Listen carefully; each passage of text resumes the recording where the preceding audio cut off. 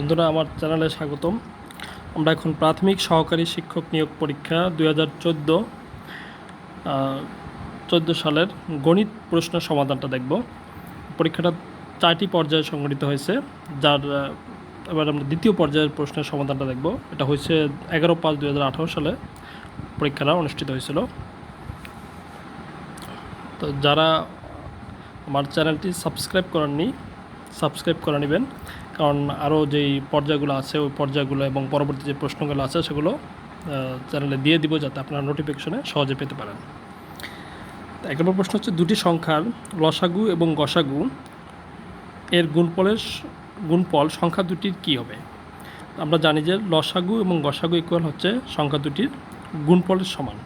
তা লসাগু এবং গসাগু এর গুণফল সংখ্যা দুটির গুণফলের সমান। 2 নম্বর প্রশ্ন হচ্ছে, কোনো ত্রিভুজের 3টি বাহুকে বর্ধিত করলে উৎপন্ন বহিস্থ কোণ 3টির মোট পরিমাণ হবে। আমরা যদি একটা ত্রিভুজ যেরকম ABC এর 3টি বাহুকে বর্ধিত করলে, যেরকম এই বাহুটাকে বর্ধিত করলাম, এই বাহুটাকে বর্ধিত করলাম, আর এই বাহুটাকে বর্ধিত করলাম, তাহলে এই কোণ এবং এই কোণটা নয়, এইটা এই 3টা বাহু, এই 3টা কোণ মিলে হবে 360 ডিগ্রি। কোনো ত্রিভুজের 3টি বাহুকে বর্ধিত করলে উৎপন্ন বহিস্থ কোণ 3টির মোট পরিমাণ হবে 360 ডিগ্রি। সেই কোণগুলো কোনটা হবে? 3টা বাহুকে বর্ধিত করলে এই কোণটা হবে, আর এই কোণটা আর এই কোণটা, এই 3টা কোণের পরিমাণ হবে 360 ডিগ্রি। আর এই যেটা হচ্ছে সরল কোণ, এটা হচ্ছে 180 ডিগ্রি। আমরা জানি এটা 180 ডিগ্রি, আর এটা টোটাল হচ্ছে 180 ডিগ্রি। আর এই যেই যদি এটাকে এ ধরি, তাহলে এটা হচ্ছে এ কোণ। তাহলে এই 180 ডিগ্রি থেকে এই কোণটা আমাকে বাদ দিতে হবে, অনুরূপভাবে এই কোণগুলো বাদ দিতে হবে। তাহলে কোনো ত্রিভুজের 3টি বাহুকে বর্ধিত করলে উৎপন্ন বহিস্থ কোণ 3টির পরিমাণ হবে 360 ডিগ্রি।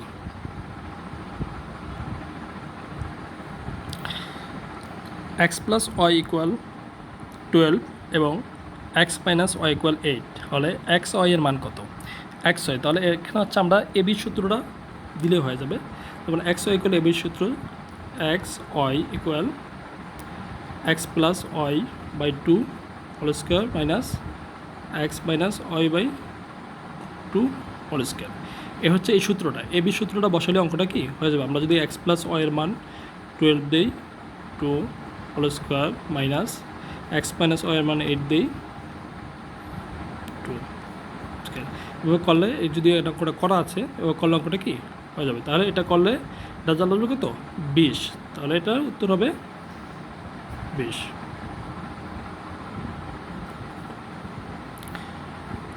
অঙ্কটা হচ্ছে, কোনো সংখ্যার বর্গমূলের সাথে 10 যোগ করলে যোগফল 4-এর বর্গ হবে।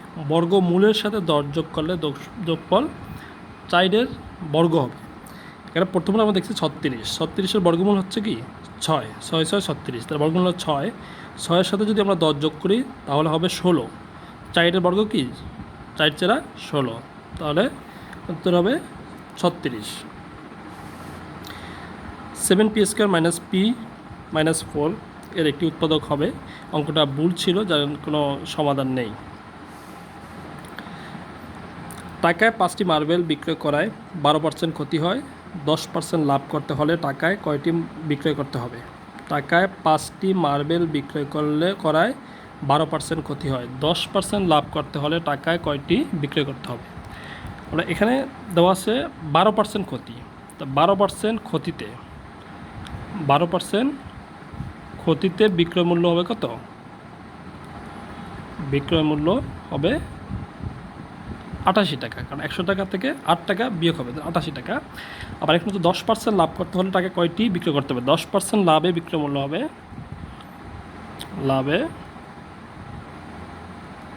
বিক্রয় মূল্য হবে 110 টাকা। 12% ক্ষতিতে বিক্রয় মূল্য হচ্ছে 88 টাকা, 10% লাভে বিক্রয় মূল্য হচ্ছে 110 টাকা। এখন এই যে দুইটা বিক্রয় মূল্য, তাহলে আমরা পেলাম 12%-এ 88 আর 110। তাহলে পূর্ব বিক্রয় মূল্য যদি বিক্রয় মূল্য 88 টাকা হলে বিক্রয় করতে হবে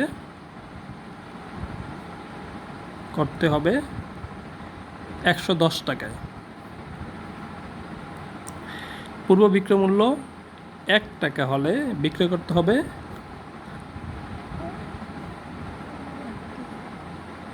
এটা আমি লিখছি, বিক্রয় মূল্য বিক্রয় করতে হবে 88/110 টাকা 1 টাকা হলে। যেহেতু আমাদের টাকায় 5টি মার্বেল বিক্রি করছে, মানে 1 টাকা 5টা বিক্রি করছে, তাহলে এটা কাটাকাটি করলে আসবে কত? 2 দিয়ে কাটলে আসবে 44, এটা কাটলে আসবে 55, 11 দিয়ে কাটলে 5 11 55 আর 4 11 44, তাহলে 5-এর 4, তাহলে 5-এর 4 টাকা। তাহলে 5-এর 4 টাকায় বিক্রি করতে হবে 5টি মার্বেল। 5-এর 4 টাকায় বিক্রয় করতে হবে 5টি, যেহেতু এখানে 5টির কথা বলা আছে প্রথমে, সুতরাং 1 টাকায় বিক্রয় করতে হবে এখানে 4,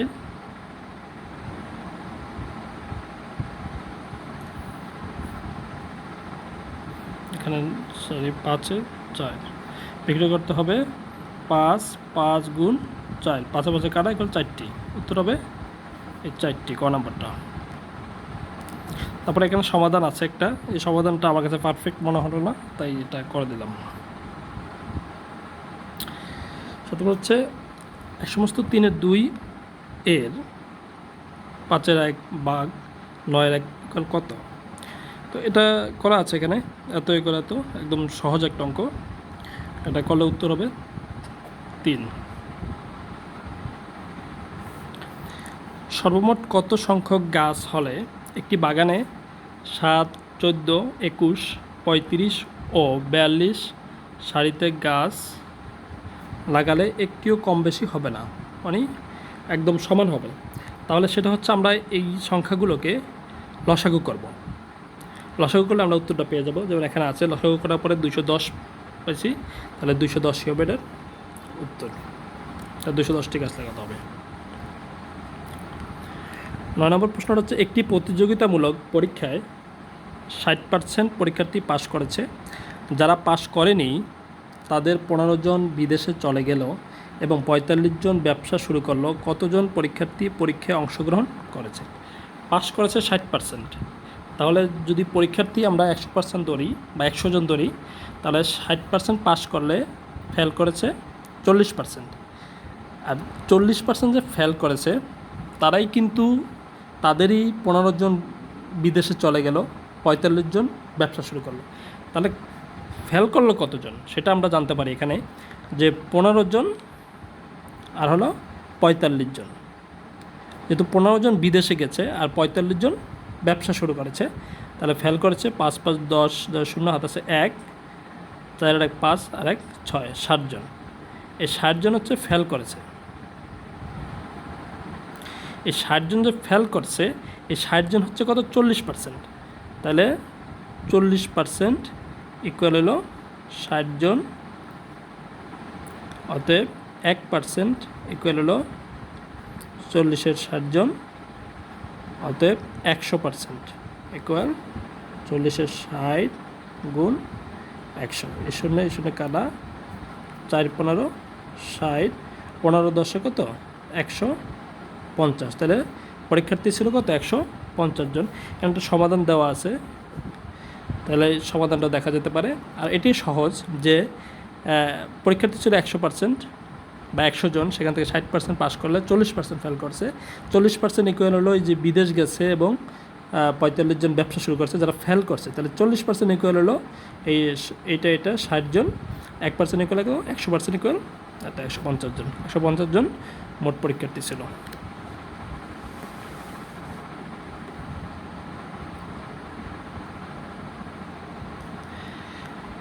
একশো জন শিক্ষার্থীর পরিসংখ্যানে গড় নাম্বার পায় 70, তাদের মধ্যে 60 জন ছাত্রীর গড় নাম্বার 75 হলে ছাত্রদের গড় নম্বর কত? মোট শিক্ষার্থী ছিল কত? 100 জন। তাহলে 100 জনের গড় নাম্বার যদি 70 হয় তাহলে মোট নাম্বার ছিল কত? 100 জন শিক্ষার্থীর মোট প্রাপ্ত নাম্বার ছিল 100 গুণ 70 ইকুয়াল 7000। এই 7000 হচ্ছে মোট নাম্বার, এর ভিতরে ছাত্র আছে ছাত্রী আছে, টোটাল নাম্বার হচ্ছে 7000। 60 জন ছাত্রীর প্রাপ্ত নাম্বার হচ্ছে, এই যে 60 জন হচ্ছে ছাত্রী, এদের মধ্যে 60 জন ছাত্রীর গড় নাম্বার হচ্ছে 75। তাহলে 100 জনের নাম্বার হচ্ছে 7000, এই 60 জনের নাম্বার কত? 60 গুণ 75 ইকুয়াল 4500। তাহলে এই আমরা এই টোটাল নাম্বারটা থেকে আমরা যখন এই 60 জন ছাত্রীর নাম্বারটা বিয়োগ করব তখন আমরা পাবো কি?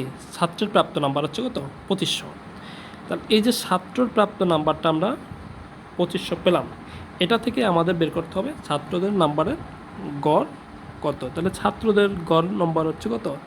যেহেতু টোটাল শিক্ষার্থী হচ্ছে 100 জন, এখান থেকে 60 জন হলো ছাত্রী, তাহলে আমরা বুঝতেই পারতেছি যে ছাত্রের সংখ্যা হচ্ছে 40 জন। 100 থেকে 60 গেলে কত? 40 জন। তাহলে 2500 যদি আমরা পাচ্ছি গড় নাম্বার, তাহলে 2500কে যখন আমরা 40 দিয়ে ভাগ করব তখনই আমাদের কি নাম্বারটা বের হয়ে যাবে। তাহলে গড় নাম্বারটা বের হয়ে যাবে 62.5। তাহলে উত্তর হবে কত? গহ নাম্বার 62.5। যে পরিমাণ খাদ্যে 200 জন লোকের 20 সপ্তাহ চলে, ওই পরিমাণ খাদ্যে কতজন লোকের 8 সপ্তাহ চলবে? 200 জনের চলে 20 সপ্তাহ, তাহলে আমরা সহজে লিখতে পারি যে 20 সপ্তাহ চলে 200 জনের, অতএব 1 সপ্তাহ চলে 20-এর, 1 সপ্তাহ চলে কত জনের? 20 গুণ 200 জনের। যেহেতু এটা 20 সপ্তাহ চলে 200 জনের, 1 সপ্তাহ চলে 20 গুণ 200, কারণ সংখ্যাটা কি বাড়বে, যদি বাড়ে তাহলে সংখ্যাটা উপরে হয়, আর যদি কমে তাহলে ভাগে আকারে চলে যায়। অতএব 8 সপ্তাহ চলে, এই যে 1 সপ্তাহ চলছে যত জনের, 8 সপ্তাহ চলবে অবশ্যই তার চেয়ে কম জনের, এই জন্য এটা ভাগ আকারে চলে যাবে 20 গুণ 200 ভাগ 8। তাহলে 4 দিয়ে কাটলে 4 × 5 = 20, আর হচ্ছে 4 × 8 কাটলে 100 ইকুয়াল 500। এই 500 জনের, তবে গহ নাম্বার 500।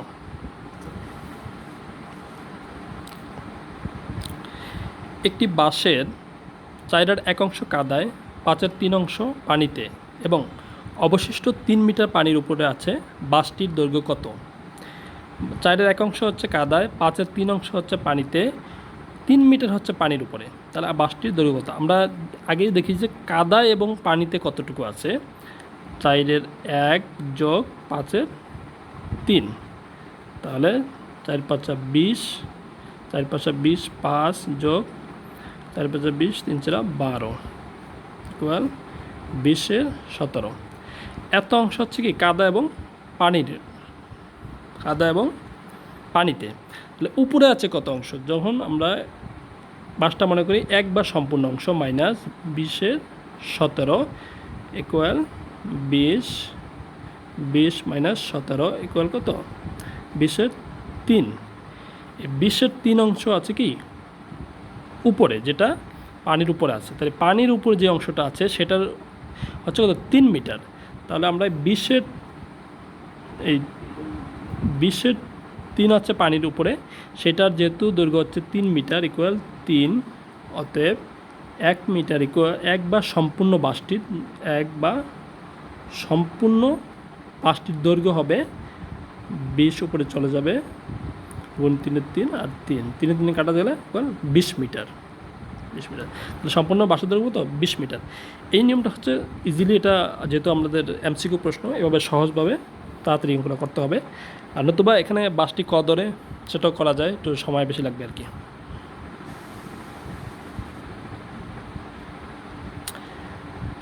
500 টাকার 4 বছরের সুদ এবং 600 টাকার 5 বছরের সুদ একত্রে 500 টাকা হলে সুদের হার কত?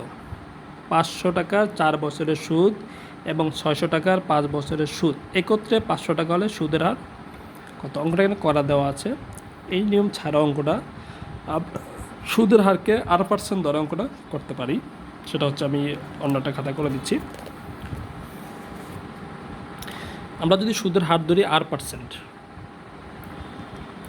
সুদের হার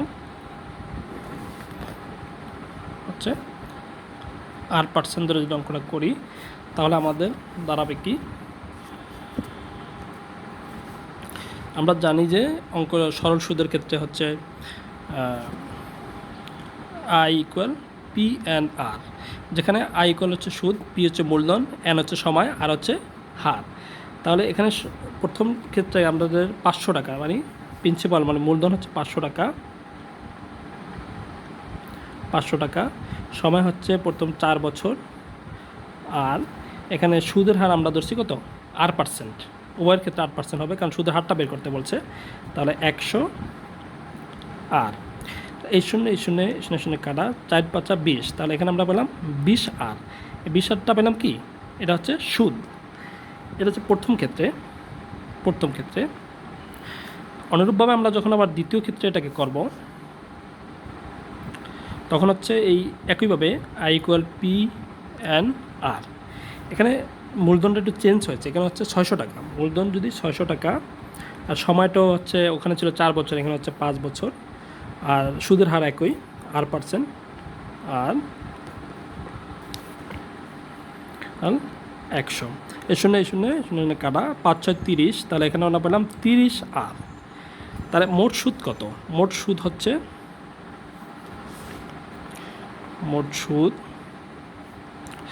20 R যোগ 30 R ইকুয়াল 50 R। এই 50 R পেলাম সুদ, আর এখানে বলছে একত্রে সুদ হচ্ছে কত 500 টাকা। তাহলে যেহেতু 50 R পাইছি সেহেতু 50 R সুদ, তাহলে এই 50 R ইকুয়াল হবে কত 500 টাকা, কারণ এই 50 R তো সুদ আর মোট এটাই সুদ, বা তাহলে R ইকুয়াল 50 উপর হচ্ছে 500, শূন্য কাটা, 5 কাটা 10, তাহলে এই 10% হচ্ছে কি সুদের হার। তো এখানে আনসার হবে কি খ নাম্বারটা।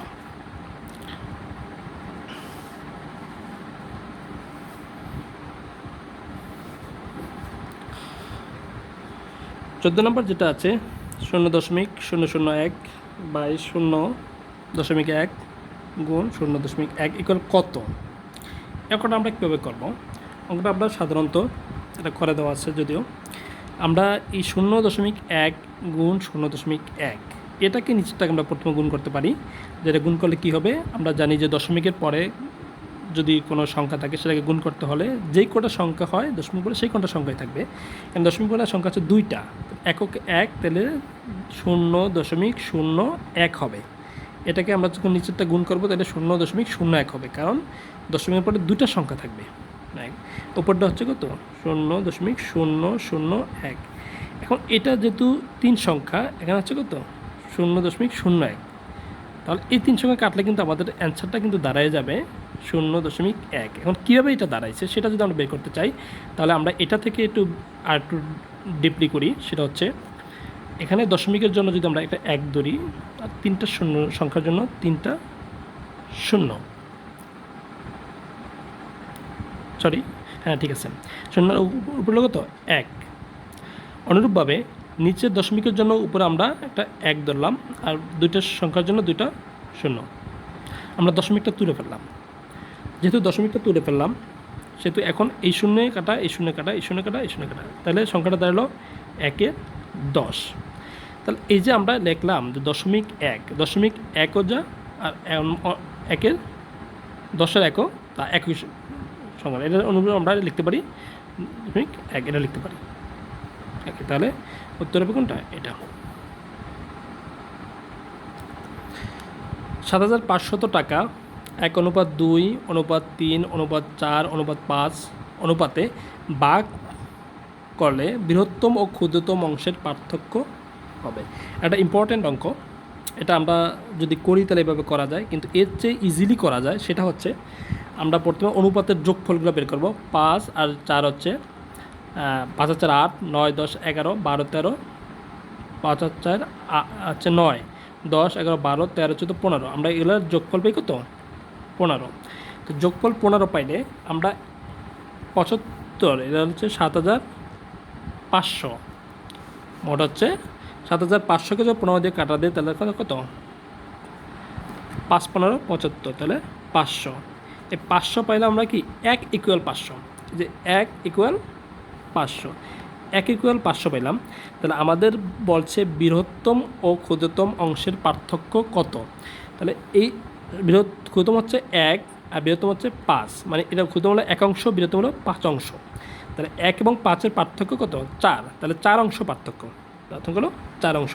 যেহেতু 1 অংশ ইকুয়াল পাইছি আমরা 500, তাহলে 4 অংশ ইকুয়াল 4 5 2000, তাহলে উত্তর হবে 2000।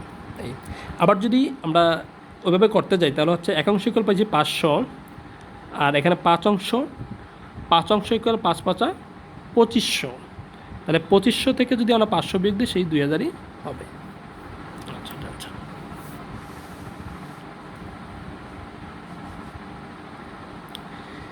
একটি বাড়ি 40 ফুট উঁচু, একটি মইয়ের তলদেশ মাটিতে বাড়িটির দেয়াল থেকে 9 ফুট দূরে রাখা আছে।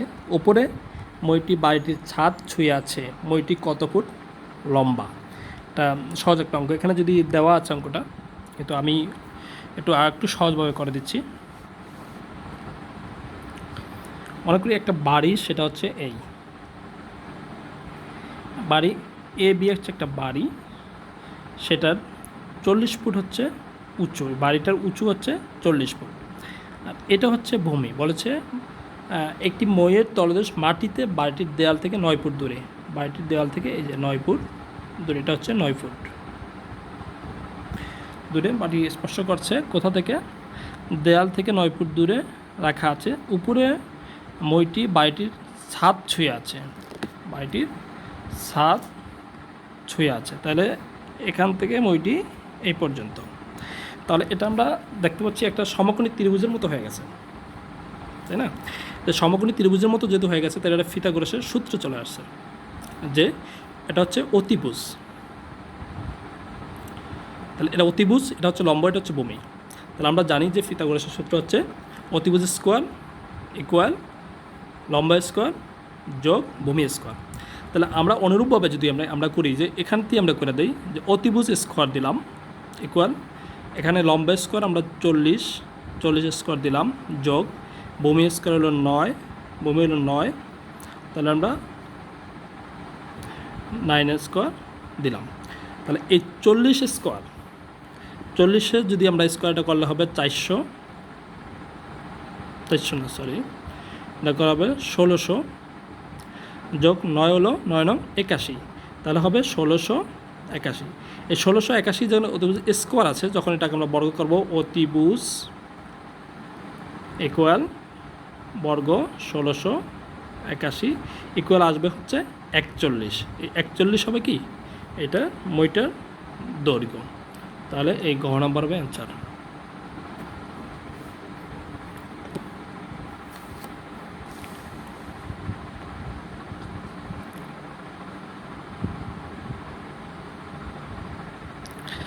আচ্ছা, আমরা 17 নম্বর অঙ্কটা হচ্ছে চাউলের মূল্য 20% বৃদ্ধি পাওয়াতে 750 টাকায় পূর্বাপেক্ষা 5 কেজি চাল কম পাওয়া গেল।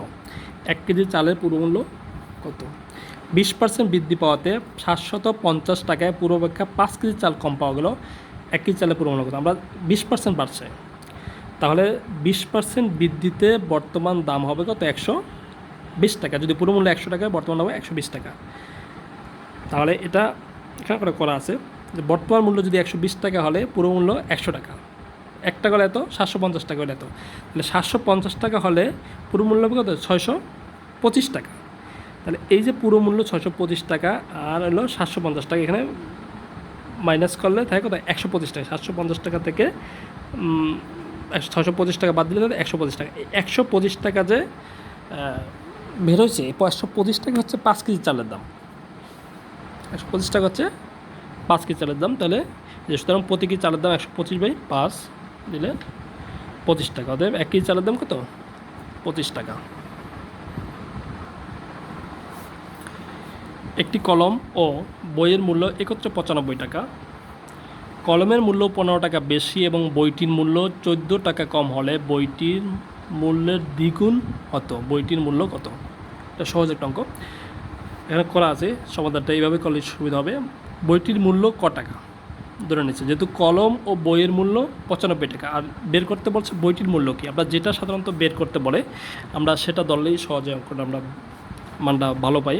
বলতে আমরা যেটা মানটা বের হলে আমরা বুঝতে পারি যেটা মানে যেটা চাওয়া আছে সেটাই। বইটির মূল্য ক টাকা, কলমের মূল্য হবে কত, যেহেতু কলম ও বইয়ের উভয়টার মূল্য 95 টাকা, সেহেতু আমরা যদি 95 থেকে বইয়ের মূল্য কমটা বাদ দিলে আমরা কি কলমের মূল্যটা পেয়ে যাই। প্রশ্ন মতে 95 মাইনাস ক, এখানে বলছে কি কলমের মূল্য 15 টাকা বেশি এবং বইটির মূল্য 14 টাকা কম হলে বইটি মূল্যর দ্বিগুণ, দেখা যাচ্ছে না, বইটির মূল্যর দ্বিগুণ হতো, বইটির 14 টাকা কম হলে বইটির মূল্যের দ্বিগুণ হতো, বইটির মূল্য কত।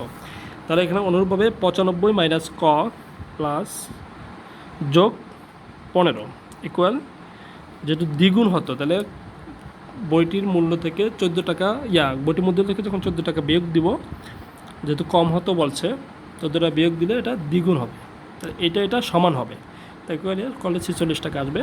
তাহলে বইটির মূল্য হবে 46 টাকা। 19 নম্বর হচ্ছে a square plus 1/a square equal to হলে a মাইনাস 1/a ইকুয়াল কত। তো এই অঙ্কটা হচ্ছে ওটা ইজিলি করা যায়। আমরা যদি a মাইনাস 1/a এই সংখ্যাটা আমরা যদি স্কোয়ার করি, হোল স্কোয়ার দিই, তাহলে a মাইনাস হোল স্কোয়ার করার সূত্র আমরা জানি a square plus b square minus 2ab। যেহেতু a square plus b square এখানে মান দেওয়া আছে 2, সেহেতু এই সূত্রটা নিলেই মান বসালাম 2 মাইনাস এতে কাটা যাবে 2 থেকে 2 গেলে 0, তাহলে a মাইনাস 1/a ইকুয়াল 0 হবে অ্যান্সার। সর্বশেষ অঙ্ক যেটা হচ্ছে x/y এর সাথে কত যোগ করলে যোগফল 2y/x হবে। এটা একটা ইম্পর্টেন্ট অঙ্ক, এটা অনেক পরীক্ষা আসে। অনুভবে যখন 2y মাইনাস x/y এর সাথে কত যোগ করলে যোগফল এত হবে, আমরা যদি বলি আছে